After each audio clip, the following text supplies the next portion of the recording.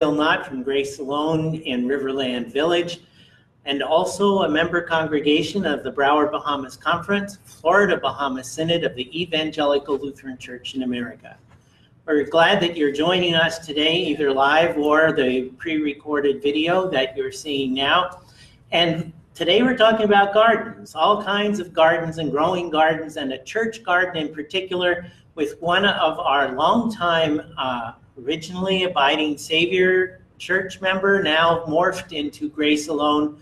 I'd like to introduce to you, if you haven't already met, Barbara Meade. Barbara's a longtime member, and I'm going to steal one piece of her thunder and point out that no, she wasn't here when they built the place, but showed up a little after that. You want to tell us a little bit about your history at the church? Yeah, I was living in the neighborhood, and I used to be an American Lutheran person in Ohio. And when I moved down here, got married, had kids, I knew I needed a church, and this is the church I chose. My aunt and uncle already came here, so it was like family. 2 of my 3 daughters were baptized in this church. And I used to teach Sunday school, I still do, but this is another go-round. And let's see, that's about, I was in this church for a while, then we moved to another church, and I came back full circle to this church. And you know what sent me here? What? I decided that I didn't need church anymore, so I would sit in my backyard habitat and contemplate, and it didn't do it for me. I had to be in the church. Oh, well, there you go. So gardening isn't everything. But the church garden is something. It is. It's something that's evolved here. We have a long history of gardens and gardening.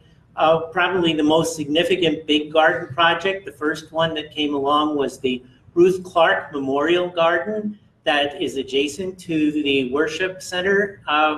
Can you tell us a little bit about the Ruth Clark Garden? Yeah, it was really planned well.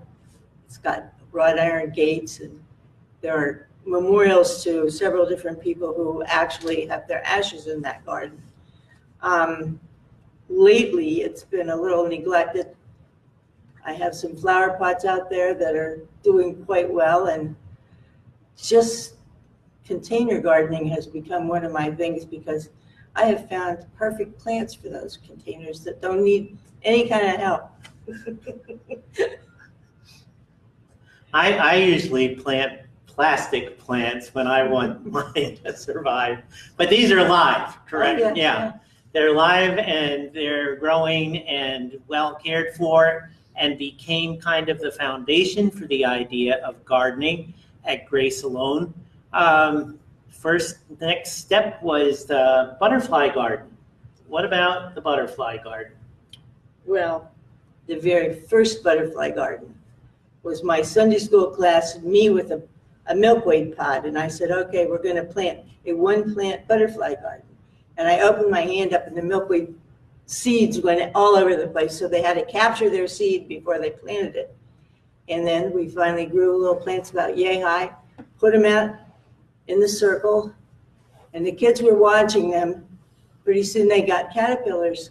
Pretty soon the congregation would stop and check for caterpillars on their way in. So it sort of caught everybody up into the idea of butterflies. And then several years later, pastor said, you want a real butterfly garden? But of course we did. So that's what we have now. It's been established for a couple of years, and it's doing quite well. I think there are like 5 or 6 kinds of butterflies that find homes in that particular wild, abandonedly, not really well weeded garden. It looks like it might be unkempt, but everybody in there knows what they're doing, the plants and the bugs. And the people, maybe one thing I just learned today, butterfly garden, no pesticides. Oh yeah, absolutely not.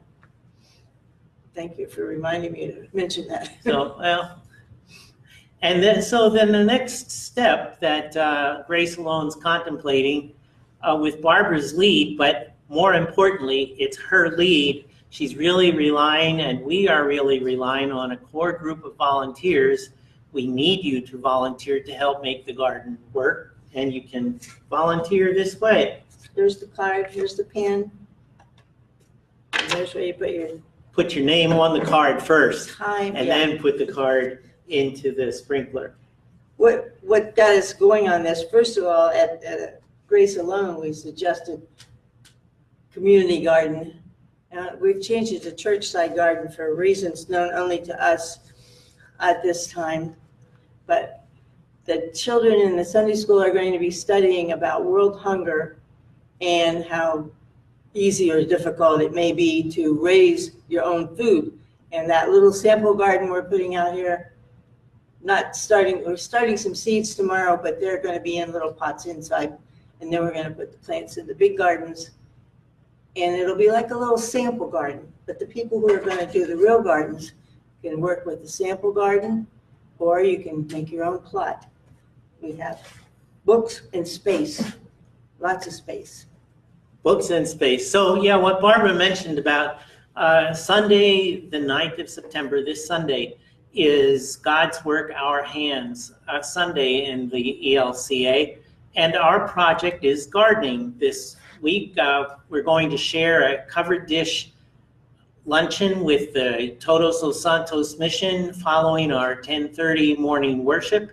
Have a brief congregational meeting reporting back on the bishop's visit last week, and then move out into really what the old Lutherans used to call a work day as we work in the garden and prepare this new garden model for use.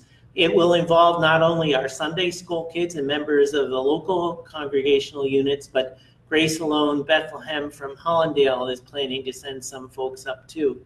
So it will be a truly community project, and we're excited about it. It's just a beginning, but it does depend on your help.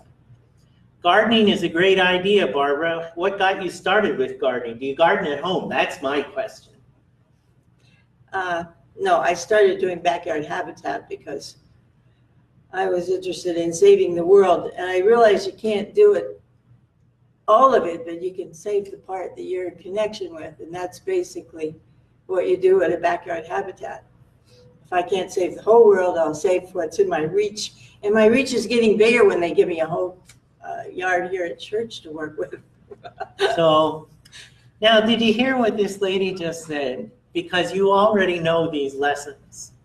We are church, we are Lutheran, we are church together, we are church together for the sake of the whole world. And that doesn't mean we expect we're going to be able to change and shape the whole world, but we can fix our backyard and we can be responsible for our neighbors. So as church together, I invite you, if you're available and interested, to join us Sunday morning here at Grace Alone, or be a part of a community garden in your neighborhood. Barbara does have wonderful information, resource information, if you'd like to get something started elsewhere. And again, we'd be very happy to have you be a part of gardening right here at Grace Alone. Thank you for your attention and your participation today. We wish you all the best. Have a great rest of the day. God bless.